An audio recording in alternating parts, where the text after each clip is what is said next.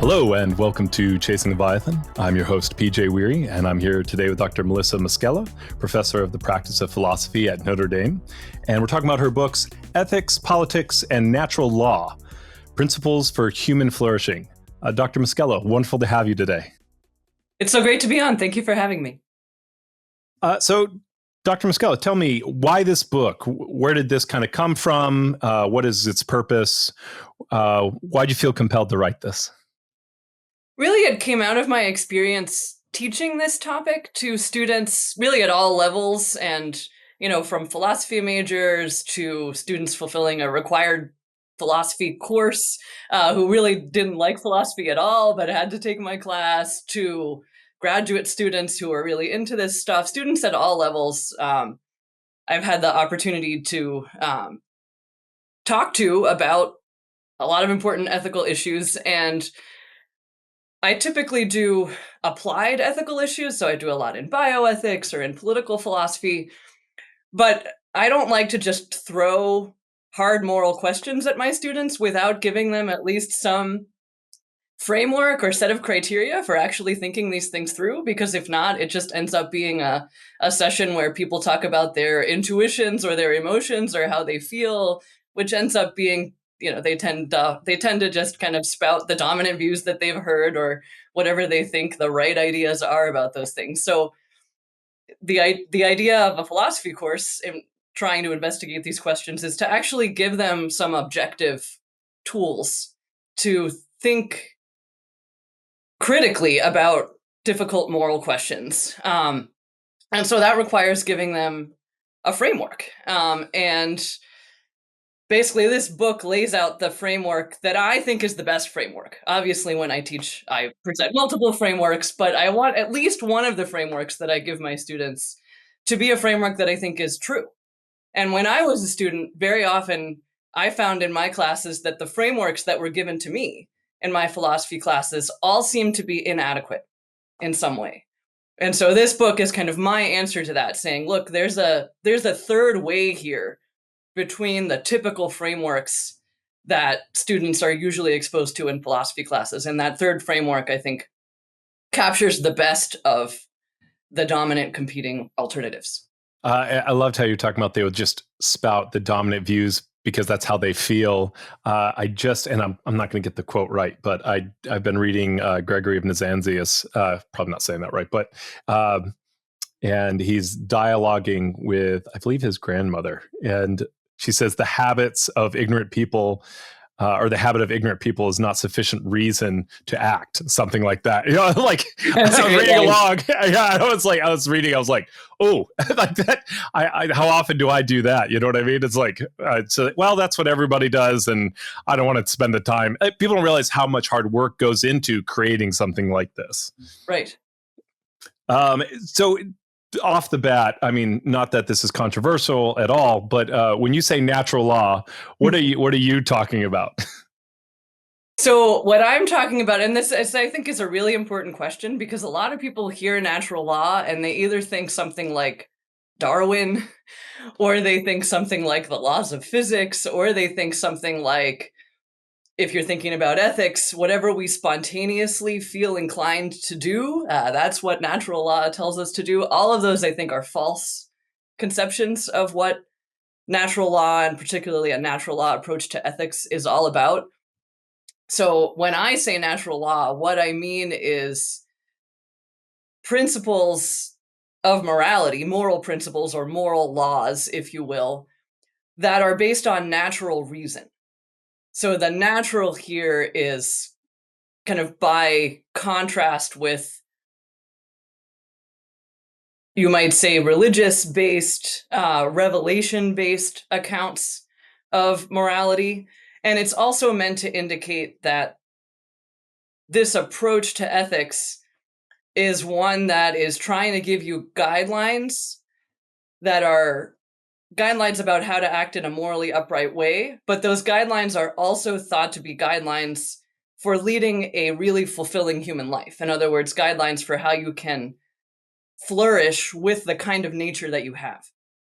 as a human being. So the natural is in this twofold sense: natural reason as opposed to revelation as the basis for ethics on the one hand, and on the other hand, natural as pointing us toward the fulfillment of our human nature, pointing us toward guidelines for human flourishing. I had Dr. Angela Noble, I think I'm saying that right, Yes, on. Noble, I think. Yeah, former Yes. colleague of mine. Yes, Oh, wonderful. awesome. Yeah, So her book was on how, from the Catholic tradition, and I noticed that your whole last section is on God. So uh, yes. in the Catholic tradition, there's some distinctions made about, or not distinctions, arguments over whether man has one end or two ends. And so are you referencing that a little bit when you talk about natural ends? Is there kind of a supernatural end for man and a natural end for man? Are you kind of on that side of it? Am I making a connection there, or am I just way off base?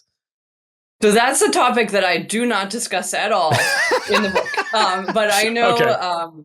yes, and Angela has some really excellent work on that topic. I'm not sure where I come down on that very thorny issue, which is both theological and philosophical. But yes, so this book is primarily going to be talking about what you might call the natural end of human beings, right? The end that would be the fulfillment of our nature, even without any kind of grace or supernatural revelation or supernatural capacities added on to our natural capacities. Now, I'm also a Catholic, so I think that there's nothing that I say in the book is contrary to or in opposition to anything that might be added by supernatural revelation or by the capacities that we might be gifted through God's grace, things that would enable a flourishing that goes even beyond a merely natural flourishing. But this book is just at the natural level, just at the philosophical level. Yeah, I mean, that doesn't surprise me. I mean, I didn't think that you would necessarily address that, but that helps me kind of, okay, so we're not going to talk about like you said, Jesus' work on the cross. That's, I mean, you're like, we're Exactly. apart from like the kind of revelation based ethic. Exactly. Um, So, and I think that links up well. You talk about the common good, and Hmm. I think let me see if I wrote this down somewhere. No, I can't find it. Of course, talk about common sense, Hmm. moral reasoning. Hmm. So, talk to me like about your use of the word common there. I come from kind of a philosophical hermeneutic background, and so there's this whole idea of the sensus communis, which is a more Yes. technical Yes. version. But then there's Hmm. like kind of the Thomas Reed, like this is what everybody knows. When you say the common good and you talk about common sense, what is your use of the word common there? Well, so it's being used in different ways in common good and common sense. So Okay. let me start with common sense. Yes. Um, so when I talk about common sense and I present the natural law approach to ethics as a kind of common sense morality, what I am trying to get at there is that there's a common sense moral picture that I'd say the vast majority of human beings, um, pretty much across time and history, have subscribed to. Um, there have obviously been disagreements on the margins and disagreements about difficult questions, but I think about things like even the most diehard relativist, if you cut in front of that person in line at the grocery store, they're going to say, "Hey, that's unfair." Right? Yeah. Or, you might say you're a relativist, but if I come up and take your iPhone, or if I come up and punch you, you'll say, "Wait a minute, that's unjust. That's my phone." Or, "Wait a minute, you're not supposed to just assault another human being. What's going on with you? What's wrong with you? That's wrong." Right? And typically when people say that, they don't actually, they don't just mean, "Oh, I don't like that." They do typically mean it's wrong. They think that there is an objective right or wrong, at least about some things. So I think a common sense morality has to capture a lot of these very common, very widespread moral judgments that, again, even people who say that they deny objective morality, actually, in their actions, they indicate that they do believe there is some objective truth. So, so one aspect of common sense is that morality is something objective. It's not just a matter of what you feel or what your culture teaches you, or, common conventions that are commonly accepted. Um, So the objectivity is one thing that you have to account for. The other thing is that most people think morality ought to have some connection to what's good for us, what makes us happy or what makes us flourish. It would seem odd that there would be a moral code that was completely disconnected from some idea of the human good, or some idea that we should at least avoid harming other people and try, insofar as we can, to promote the good of other people. So that again seems to be very common sense, right? It's bad to hurt people, it's good to help people. Almost everybody agrees with that, right? So again, any moral theory that can't account for something so basic, I think there's something missing there in terms of common sense. And then also, the vast majority of people think that there are some things that you should just never do, regardless of the consequences. Now, we might disagree about what those things are, but in our culture, for instance, I'd say maybe the one thing that almost everybody can agree upon, or one or two things, are things like rape. Um, should never do it. Doesn't matter what the circumstances are. The evil dictator puts a gun to your head and says, rape this person, or I'm going to do some evil thing. I think most people just say, no, you just can't do it. Doesn't matter what you think the consequences are going to be. The same thing, with genocide, or racist practices, or slavery. Now, different cultures have had different sensibilities, but I think in our culture, at least, we have these bright lines that are pretty universal, and every time and place has had their bright lines. And some of these bright lines are pretty common, like don't kill an innocent human being, at least within a certain category of whoever you think counts as the relevant sort of human being, right? Then we get debates about who counts, right? Beginning of life, end of life, races, foreigners, right? We've had all sorts of confusions about that throughout Religion, yeah. history, but the basic idea of, within the relevant category of the people who count, you shouldn't kill the innocent. Again, pretty universal throughout culture, throughout history. The idea that there are these bright lines. So again, common sense morality seems like it should capture and be able to give an account for some sort of moral absolutes, some sort of bright lines that it's never morally permissible to cross. And so I think a common sense theory has to be able to capture all of those things, that consequences matter, that the human good matters and functions as a criterion in some way for what's right and wrong, but that consequences don't justify anything, that there are some bright lines, that things that we should never do, regardless of what we think the likely consequences are going to be, and so on. I'm starting a new series on the sources for Charles Taylor's The Language Animal. Yeah. And I'm reading Humboldt right now, Wilhelm Humboldt. Yes. And so you're talking 19th century anthropologist, linguist, a lot of critiques of other cultures that you're like, okay, that's the just prevalent racism of the time. And you're like, I can just kind of wholesale cast this out. But then in the middle of that, then he's like, and obviously, like, this is a problem. These people are cannibals. And you're like, well, okay. And I start thinking of like the relevant questions. I'm like, so why is this judgment okay across cultures? And then I'm like, these judgments aren't okay. And then immediately I'm like, well, I would feel pretty comfortable, being like, hey, probably shouldn't eat each other, right? Just about anybody, right? Like, Right, like exactly. That seems like one of those big bright lines that, not everyone follows, not everyone has followed throughout history, but you're like, I feel like we can critique that across lines, right? Like a lot of times you'll have relativists really struggle with how they handle talking about Hitler, right? It's like, that's why he shows up in way too many philosophical arguments, because everyone kind of agrees, okay, he's the big bad guy, right? You can you can argue about other people, but everyone agrees, but well, again, everyone, but almost everybody. Common sense. Yes. Common sense doesn't mean universally accepted. Right? Yeah. So this is really fresh for me. I appreciate you kind of referencing this, and that's leads us to that kind of tagline you have, principles for human flourishing. Can you talk to me a little bit about what human flourishing is? I mean, you even have that initial section on uh, human life has intrinsic value question mark. It's like like wait, okay, common sense, right? But talk to me a little bit about the value of human life and human flourishing. What does that mean? Right. So, a small question, right? No, What big does it deal. mean to Yeah. lead a flourishing life? Yeah. So we can dispense with that in, 10 seconds. That's easy to. Um, so, um, so yeah. So human flourishing, right? So, I mean, I think the first thing to emphasize is that, the reason why the subtitle of the book is Principles for Human Flourishing is that I think that's what ethical principles are. They're principles that guide us toward our own flourishing and the flourishing of the whole human community.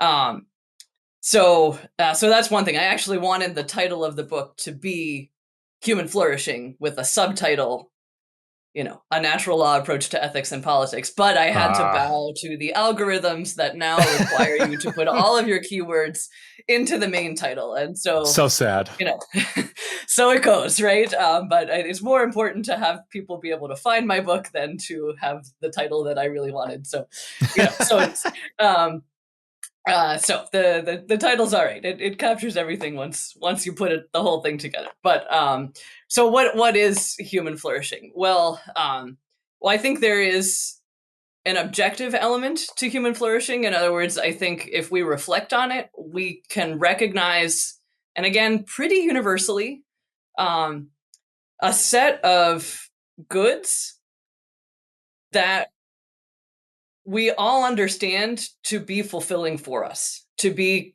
kind of aspects of a fully flourishing human life. So you think about things like friends, right? Almost everybody recognizes that you can't flourish in life without good relationships. Um, Almost everybody recognizes this. Empirical psychology, has found that this is true across, all sorts of studies of people over time, and again, different cultures, different historical time periods. I can't imagine any culture or any historical time period, any civilization that didn't think there was some value in good human relationships, right? So again, pretty universal. Um, I mean, I think it is universal, but almost universal even in terms of recognition, right? Things like friendships, things like the value of knowledge. That generally to know the truth about the world is better than being in ignorance, better than falsehood. That being healthy is better, all other things being equal, than being sick. Um, that that being a person of integrity is better than being a person who's a hypocrite or who's internally divided, whose emotions go one way and whose reason and judgments go the other way. Um, that understanding the truth about the ultimate principles of the universe, and being in harmony with those principles or with whatever being is the ultimate cause of everything, if there is one. Again, even I think even an atheist can recognize that that quest is valuable, and being in harmony with whatever the answers are to those ultimate questions, that is valuable, right? And I call that the good of religion. So again, these are goods I think that we can all recognize have a really important place in a flourishing life, and they correspond to different aspects of our complex nature as human beings, right? So you can think about the fact that we have bodies, and so the flourishing of our bodies means being alive and healthy, right? We have minds, and the flourishing of our minds means we can know the truth. Um, we're a combination of body and mind, and that also means we can use our mental capacities to both develop ourselves mentally, but also develop ourselves and coordinate our mental and physical powers in a variety of ways to, um, skills in athletics, skills in music, skills in all sorts of areas of professional work, right? So the idea that developing your talents and skills, coordinating your mental and physical powers, to bring all of your potentialities to fulfillment, right? That's worthwhile, and we celebrate excellences of all sorts. That's why we celebrate the Olympic Games, or we we love to watch professional sports or professional musicians, and we think that those accomplishments are things that are worthy of emulating, worthy of celebrating, and on down the line, right? That these things correspond to different aspects of ourselves. We're social beings, and so friendships, good relationships are important for us. We're sexual beings, and so good sexual relationships, marriage, and family relationships are important for our flourishing as well. We're beings with multiple parts, if you will. We have emotions, we have reason, we have bodies, we have actions. Those things can be in harmony with each other, or they can be at odds with each other. Better to be in harmony than to be internally divided, and um, so that's another aspect of our flourishing, and so on and so forth. Is there one? I really appreciate your answer, and it's very it's full in a kind of a theoretical sense. You're going through the different areas. Is there like, I feel like with flourishing, there's a word picture going on there, and so like we're talking about like a fruitful life. And I think what I'm referencing there is like kind of the harmony of it, right? That like a tree that is split up in its system is going to die without really producing fruit. I'm not entirely sure what I'm getting at, but I feel like there's um, is there kind of a synthesis of all those kind of together, like a word that you'd think of, like maturity, or a part of what I'm having Dr. Hurt on to talk about Bildung, like the German idea of Mhm. self formation and cultivation. Yes. Do you have kind of a way of synthesizing all that, or do you, as part of the common sense, kind of more common good approach, do you keep the goods kind of separate? Which I could understand that as well. So I think the word in the book that is used to kind of capture the whole thing, right, Yeah. is integral human flourishing or integral human fulfillment. And that term integral is meant to give you the sense of the whole, right? A kind of holistic fulfillment, holistic in a variety of dimensions, right? So holistic in the sense of, encompassing in some way all the various aspects of flourishing, even though in any individual life different things will take priority. Um, but holistic also in the sense of not just being an individualistic thing, um, but because our flourishing is inherently social, being a matter of flourishing in community and seeking the flourishing of our communities as part of our own flourishing.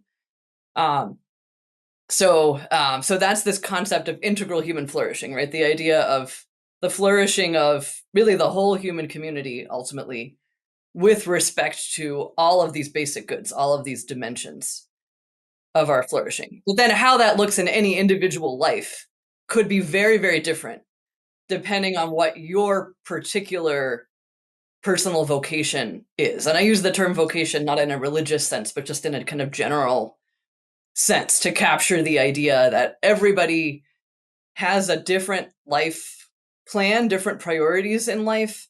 And everybody really needs to think about life in this vocational sense. In other words, what is it worth committing myself to?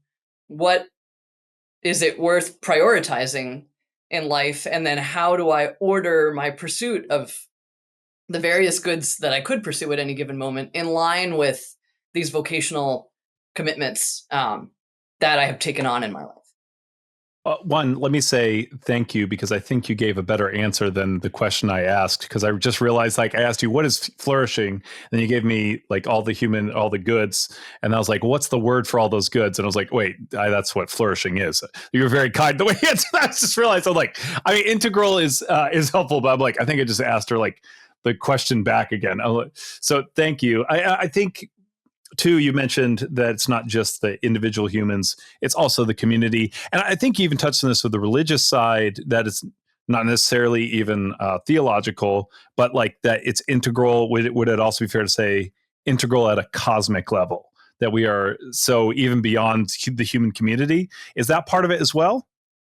Right. So yeah, the good of religion would include, being in harmony with, in a sense, the broader universe, right? Having Hmm. understanding what the place of human beings is in the broader universe, which I think means understanding how we relate to the ultimate causes of that universe, and then,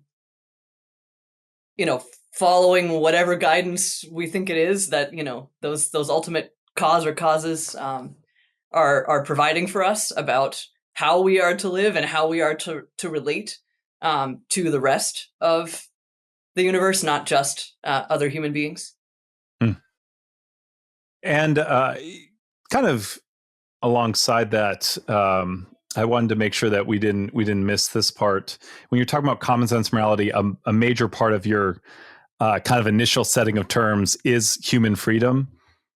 And when you were talking about common sense morality, you were talking about things that just everybody, like, people will argue for the sake of argument and kind of skeptically, but they're like, okay, I act this way, right? Like you're talking about relativists, they get punched and they get angry, and it's more than just their feeling.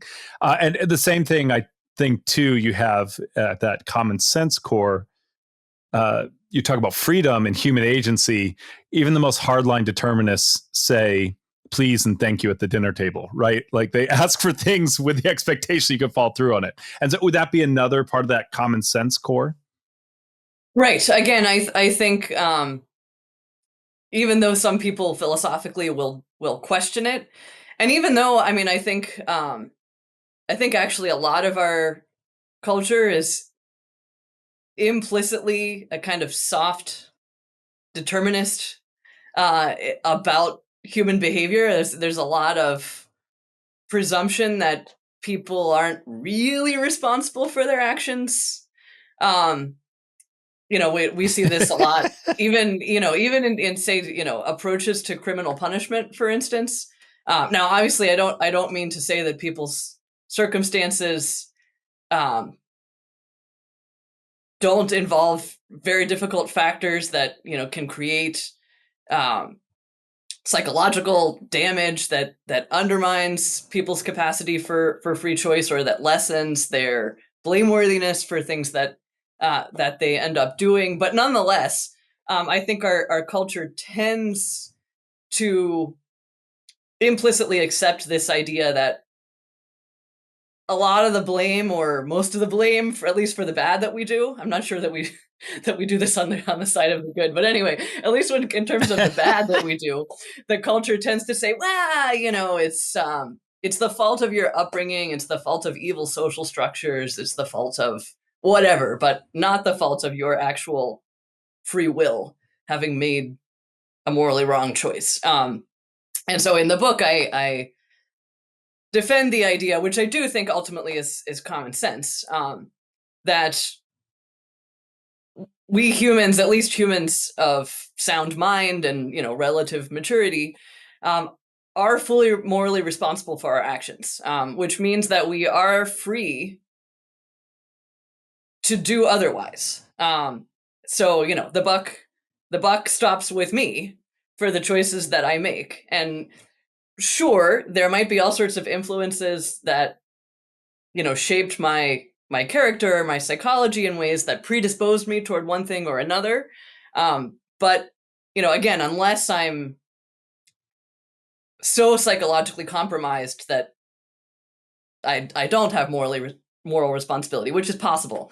But barring those circumstances, when I choose to do something, um,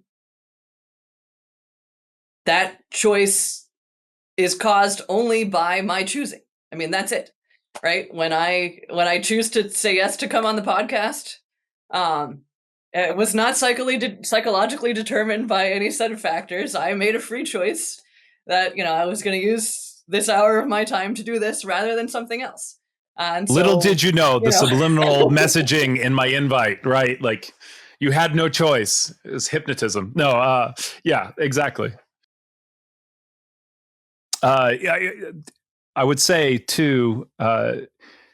Some people might feel like that's a straw man, but I mean, I remember reading in graduate school Clarence Darrow's, I believe it's Speech to Prisoners in a Chicago Prison, and it is astonishing And I don't think that's a popular opinion, right? I think most people wouldn't go in and just say, you have absolutely, like, there's such a sense of hopelessness that accompanies, you have absolutely no, like, this is not your fault. You are here and you didn't contribute to it at all. It's like, well, then what control do I have? Right? That doesn't Right, end right. I well. mean, I think there's a desire to be compassionate in that approach, especially when you're dealing with criminal punishment and things like that. But I actually think it's disempowering to the very people that it aims to be compassionate toward, because it basically tells them, yeah, you have no agency. And so that's the ultimate disempowerment, right? That basically means, yeah, you're stuck. Like if you were socially conditioned to do bad stuff, well, sucks for you. Looks like you're going to have a terrible life and pretty much be in prison or do really bad things and have a horrible time of it. So why even bother? Right? As opposed to saying, you know, look, we understand you had a hard lot in life. So, we can see why you ended up doing what you're doing, but you know what? You are responsible for your actions and you can change because you are free, right? And that's a much more empowering message. And I also think it's true.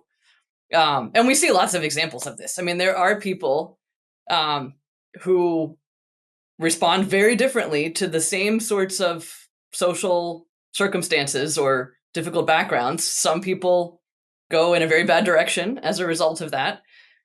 Other people heroically often, give an incredible witness to the goodness that human beings are capable of, even in spite of the most challenging circumstances. So, freedom is very obvious if you just look at different lives and what happens there. And again, I think most of our common judgments presuppose this, right? You don't get angry at a boulder for falling on somebody, right? Because the boulder just follows the laws of gravity. The boulder has no choice. You don't even get angry at a 2-year-old for, throwing a tantrum, really. I mean, you might get annoyed, but you don't really get angry in a kind of moral way because the 2-year-old, like the 2-year-old doesn't really have control, right? But you do get angry at the 20-year-old who throws a tantrum because you know what? The 20-year-old can choose to act otherwise. Uh, and then you list beyond that the kind of common objections. And so one is, and this made me think of Chesterton, who in Orthodoxy, he's like, I'm going to set aside the question of the what he calls the Eastern, but kind of the Buddhist conception of like nothingness as an end goal. And so as you were talking about like the intrinsic human value, I automatically think of that. And then why not pleasure? Why not autonomy as kind of listed in that realm of goods? Do you mind talking through those objections? Sure. So yeah, so the first objection is really about life as a basic good.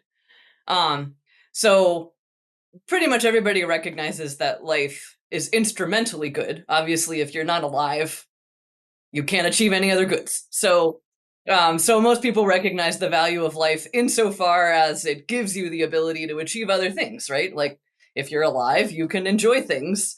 If you're alive, you can achieve successes that you care about, and you can pursue meaningful relationships, and et cetera, right? But there are a number of philosophers.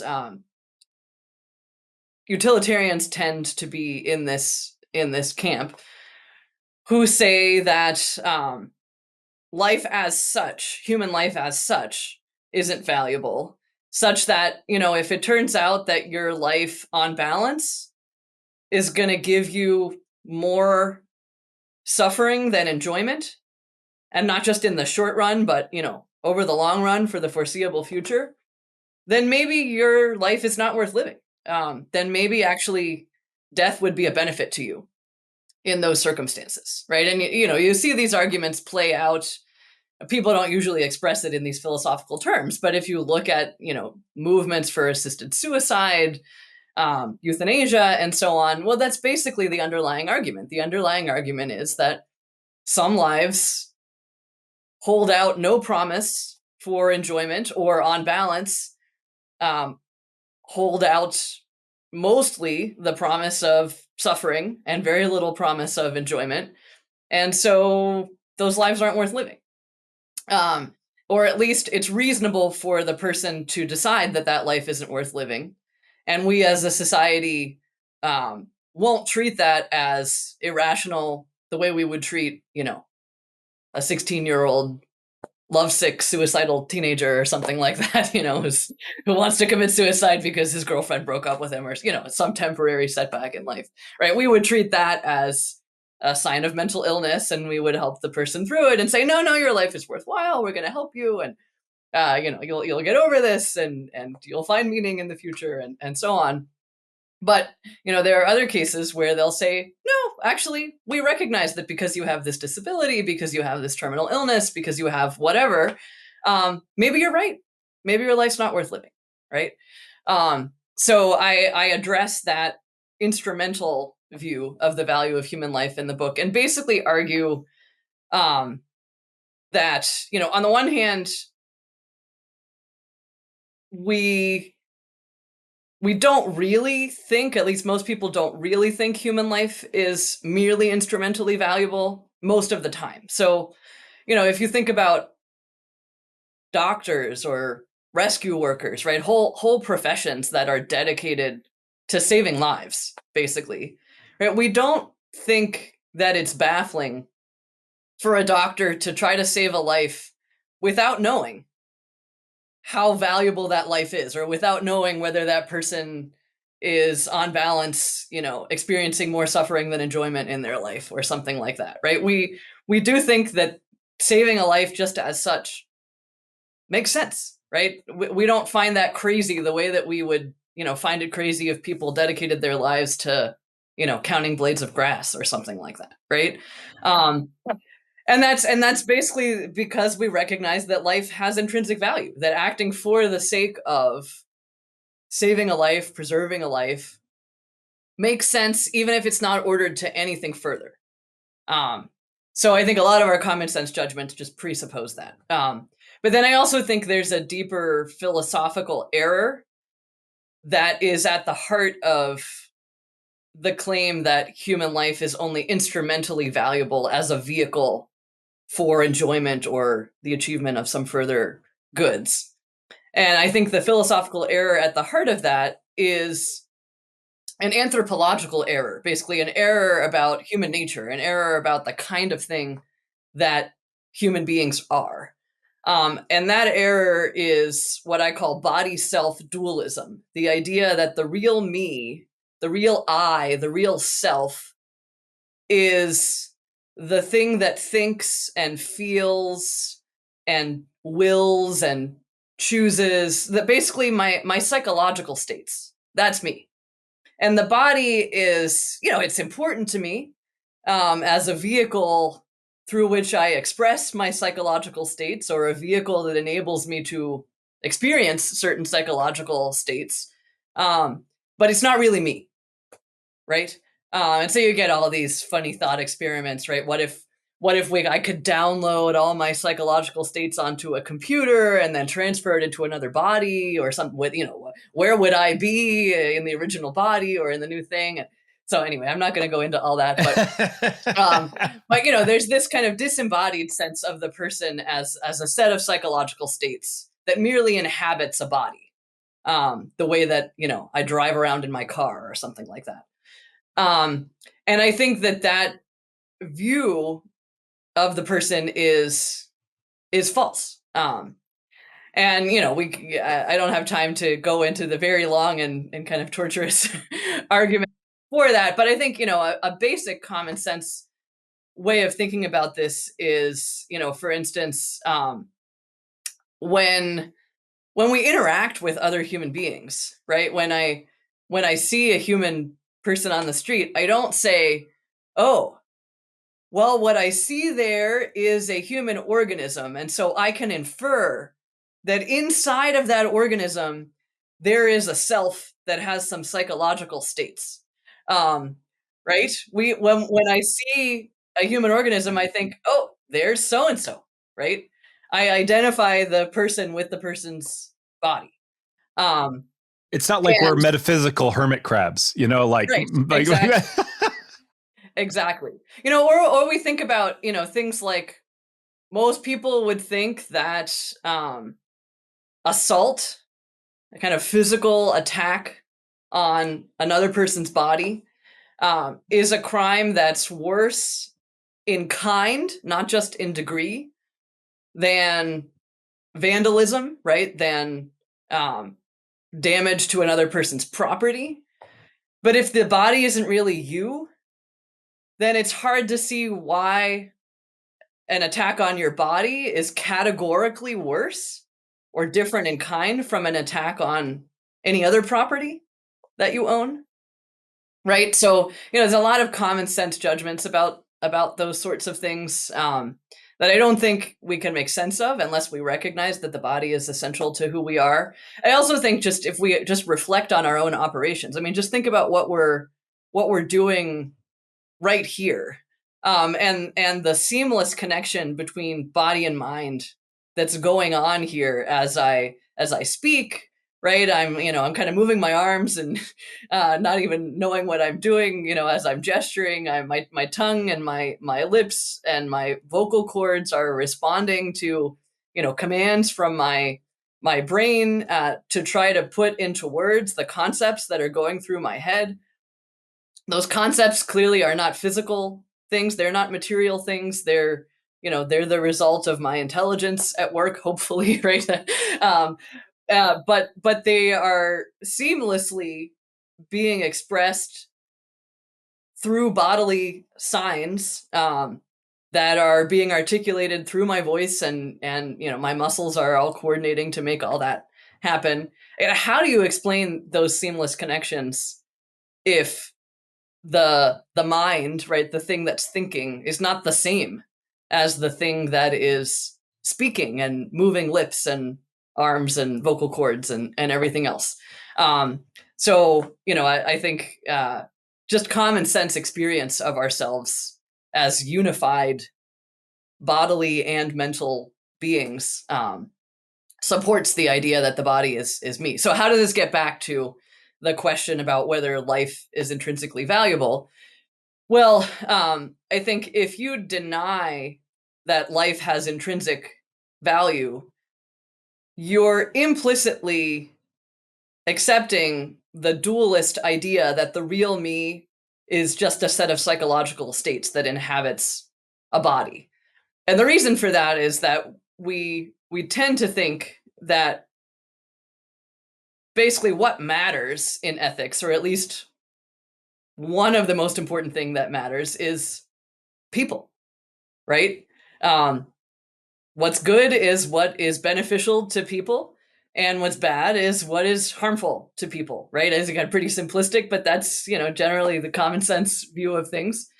Um, and so if we recognize that people are embodied, right, that the body is an inherently personal thing. The body is intrinsic to my personhood, not just a thing that my person drives around in, right? Um, then it doesn't make any sense to say that the bodily aspect of our life lacks intrinsic value. Um, so yeah, I don't know. I mean, this is a kind of deeper, more difficult argument, Yeah. but yes, the basic idea is that you either have to recognize that life is intrinsically valuable, right? The bodily aspect of the person is intrinsically valuable, or you're implicitly embracing this dualist idea that the body is just a thing we drive around in. I think we've mentioned it a couple times, and I can appreciate that you're just willing to use kind of moral intuitions. I love I think kind of at the core of this too is that example of the kind of person who would deny this doesn't act like that. Like if they Right. get hit in the face, they're not going to treat that as the same as you punching the wall in their house, right? Like it's Right. not it's like, even if you deny this, you really, it's like it's not it's you don't live this way. And so you're talking, um, you have a consistent appeal, I hear, to how we live and not just what kind of arguments can I make. Is that fair to say? Right. Yes, and that's, I mean, and this is really getting at the idea of what I talk about in the book as first principles, right? The idea that there are these first principles that underlie all of our practical reasoning.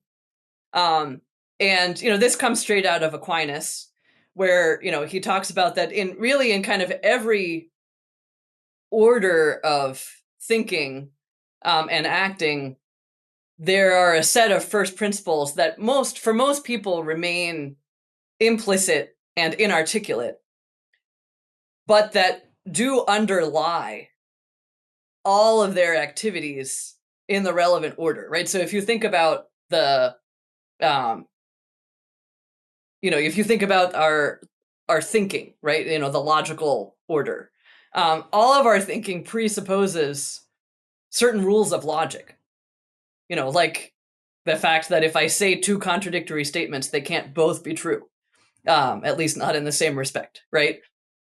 And so we can't actually prove that that's true because every proof relies on it. Relies on that, yeah. Right. Yeah, So, yeah, but that's a first principle that, again, most people aren't going to be able to expressly articulate it, but it underlies all of our thinking. It underlies all of the activities in the logical order, right? And so you could say something similar about the practical moral order, right? The order of free choices and actions. There are a set of first principles that underlie every choice and action.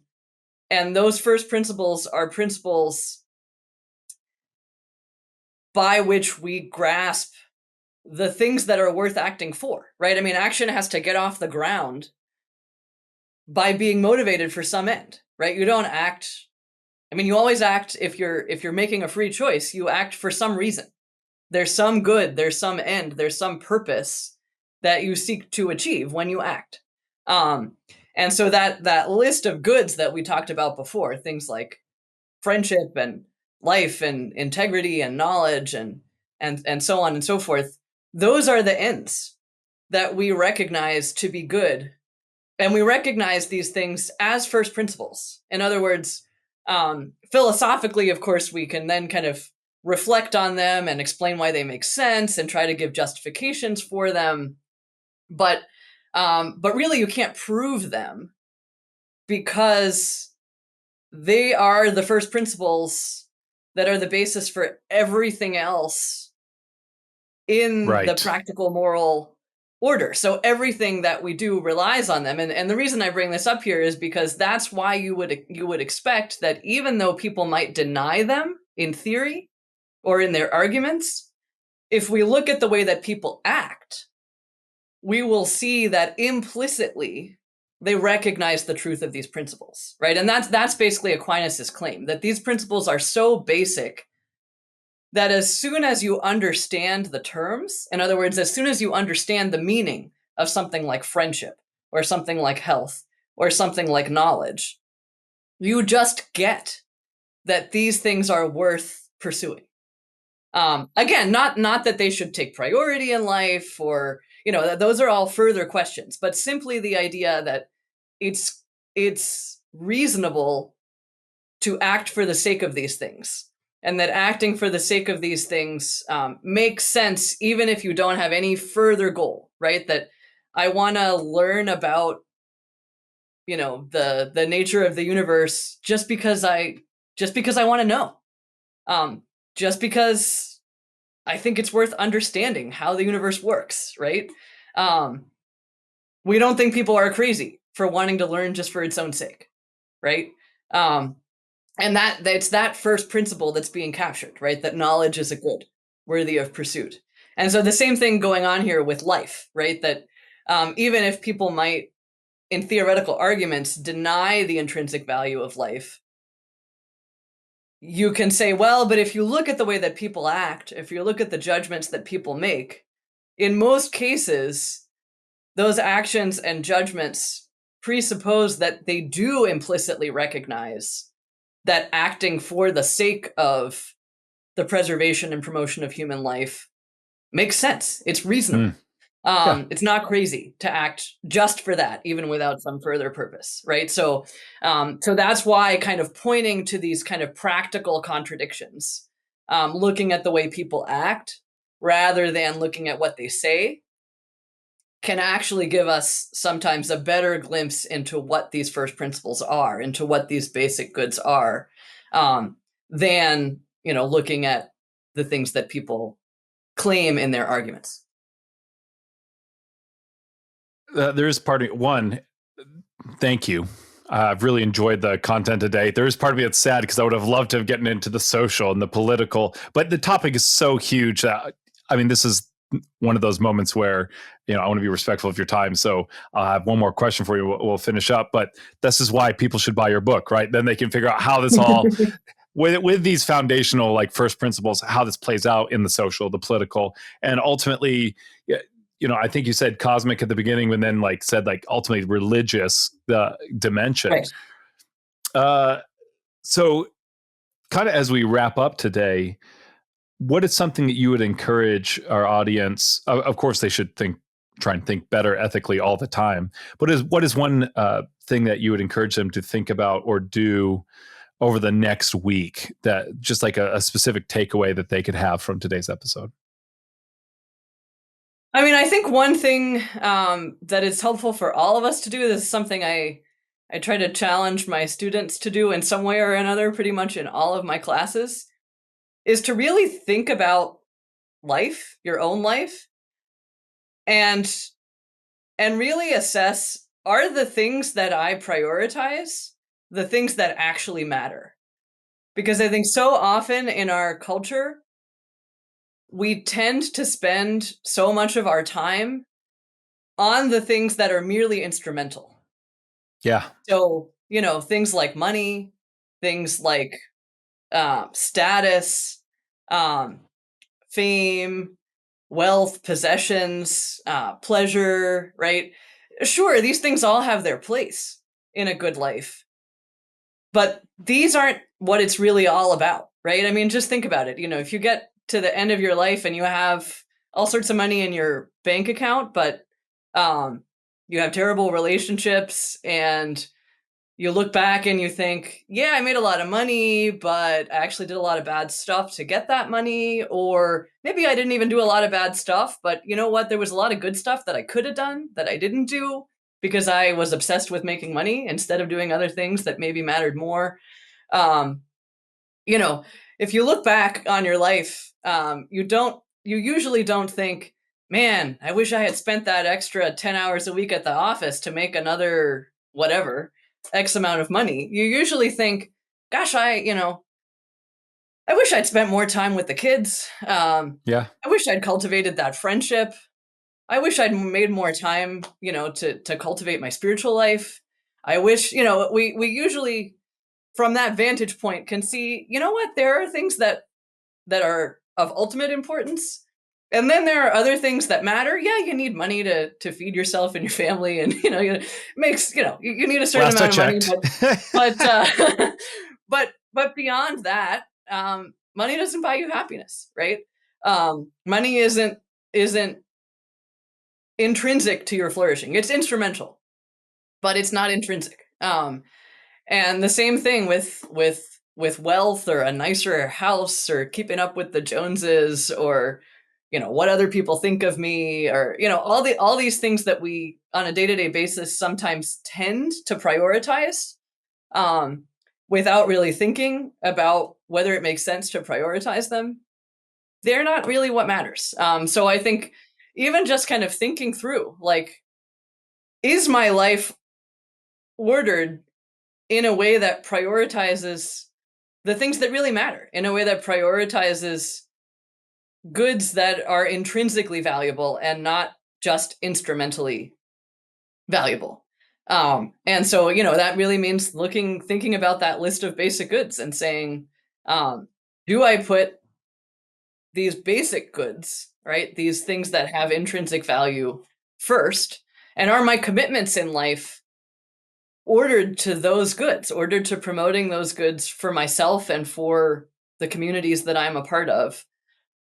And then do I let instrumental goods have their instrumental place in facilitating the pursuit of these intrinsic basic goods? I think that's a question that it's worth it for all of us to ask from time to time, because all the messaging in our culture tends to really push us in the opposite direction. Dr. Moschella, great answer. Wonderful time with you today. Thank you. It's been an absolute joy having you on. It's been a pleasure. Thank you.